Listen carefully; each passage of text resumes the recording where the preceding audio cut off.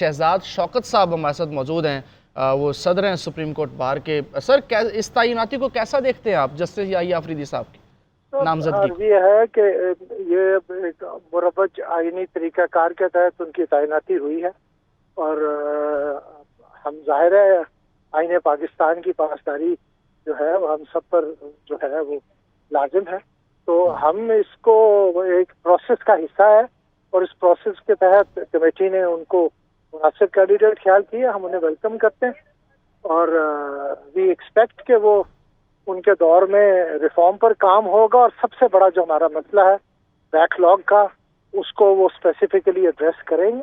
हम उनके लिए नेक ख्वाहिशात का इजहार करते हैं। दुरुस्त बात है। शहजाद साहब, जिस तरह के तासुर पाया गया कि सुप्रीम कोर्ट ऑफ पाकिस्तान में डिवीज़न है, क्या उस तासुर को ज़ाइल करने में कामयाब हो पाएंगे जस्टिस याहिया अफरीदी साहब? याहिया साहब को जैसे मैं जानता हूँ, he is a very very learned and a very decent person in life, तो मेरी तवक्को है कि वो अपनी शख्सियत को इस्तेमाल करते हुए जो भी कोई अगर डिफरेंसेस हैं वो हमारी ख्वाहिश होगी। मैंने बार बार सुप्रीम कोर्ट को ये बावर कराया कि अपनी इंस्टीट्यूशनल यूनिटी पर तवज्जो दें। ये छोटे छोटे इख्तिलाफात जो हैं सुप्रीम कोर्ट के जजेस को जेब नहीं देते, तो वो हम तवक्को करते हैं और अल्लाह से दुआ गो भी हैं कि ये सुप्रीम कोर्ट जो है ये इसमें तमाम जो डिफरेंस ऑफ ओपिनियन है वो ख़त्म हो और सुप्रीम कोर्ट एक फाल इदारे की तरह काम करे।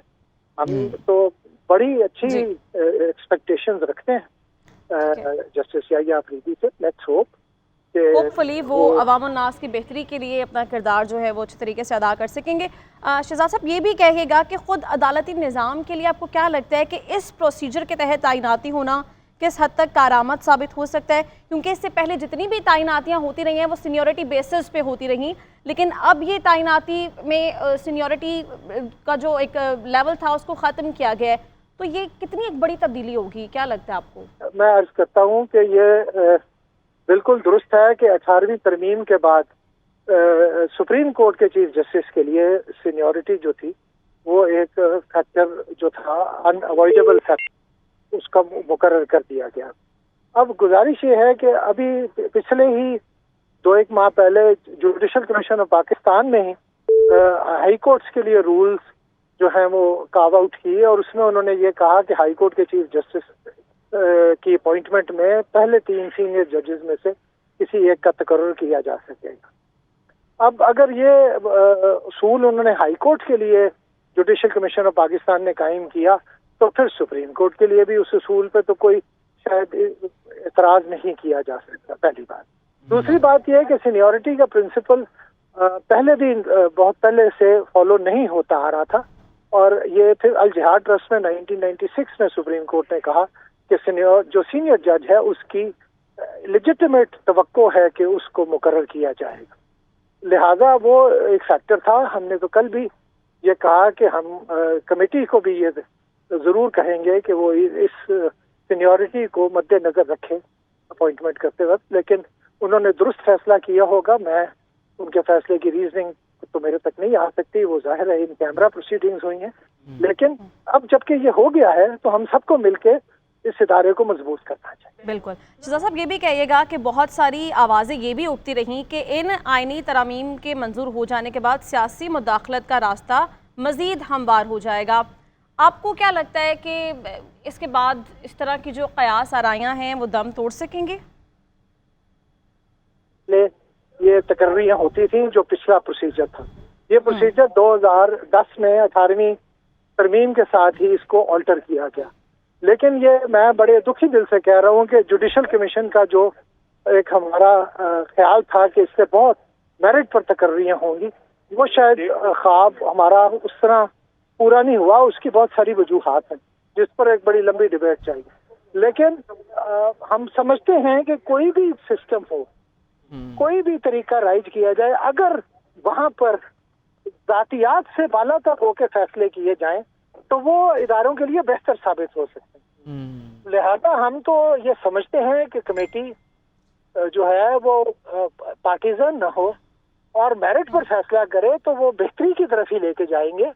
अब जब भी कोई नया सिस्टम आता है वो जब इम्प्लीमेंट होता है تو پھر اس کے اندر سے کوئی سمجھ میں آتا ہے کہ یہ درست ہوا یا نہیں ہوا. ابھی it's too early to call. ہم بہرحال دعا گو ہیں کہ یہ سسٹم چلے اور یہ جو ملک ہے اس کی جو عوام ہے جو پس رہی ہے اس بیکاز آف دا ڈیلے 20-30 سال تک مقدمے حتمی طور پر فیصلہ نہیں ہوتے. ہم تو اللہ سے دعا کرتے ہیں کہ نئی چیف جسٹس جو ہیں وہ خاص طور پر ان معاملات پر توجہ دیں اور اپنے سپریم کورٹ والا ہاؤس پہ ان آرڈر کریں اور اس کے بعد جتنی ماتحت عدالتیں ہیں بشمول ہائی کورٹس کے ان کی طرف بھی توجہ فرمائیں. درست بات کر رہے ہیں شہزاد صاحب. لیکن ابھی خواجہ آصف صاحب کا بیان آیا کہ وہ کہتے ہیں کہ میرا اندازہ ہے کہ جسٹس یحییٰ آفریدی اس نامزدگی کو قبول کریں گے. انہوں نے یقین سے نہیں کہا. تو خدا نخواستہ بالفرض اگر ایسا ہوتا ہے کہ وہ اس نامزدگی کو قبول نہیں کرتے تو پھر کیا ہوگا؟ سر وہ تو آئین میں دیا گیا ہے جو امینڈمنٹ آئی ہے اس میں پھر طریقہ کار دیا گیا ہے کہ اس صورت میں کیا ہوگا. Let's keep our fingers crossed. ابھی تو it's too early to call. میرا خیال ہے یحییٰ صاحب کے رسپانس کا انتظار کرنا چاہیے. اس سے پہلے تو وی ول جسٹ بی اسپیکولیٹنگ. اور جسٹس منصور علی شاہ صاحب جو کہ سینئر پیونی جج تھے، اس کے بعد جسٹس منیب اختر بھی، آپ کو لگتا ہے کہ وہ بھی سپریم کورٹ کا بدستور حصہ رہیں گے؟ اور اسی طرح سے میری دعا ہے وہ دونوں ہمارے انتہائی بہترین ججز میں سے ہیں اور میری بہرحال یہ خواہش ہے کہ وہ ان خدمات ہیں جوڈیشری کے لیے دونوں کی. ہم ججمنٹ سے کسی سے اختلاف کر سکتے ہیں لیکن ان کی ذات کی حد تک کوئی اختلاف نہیں ہے. وہ یقیناً بہترین ججز میں شمار ہوتے ہیں.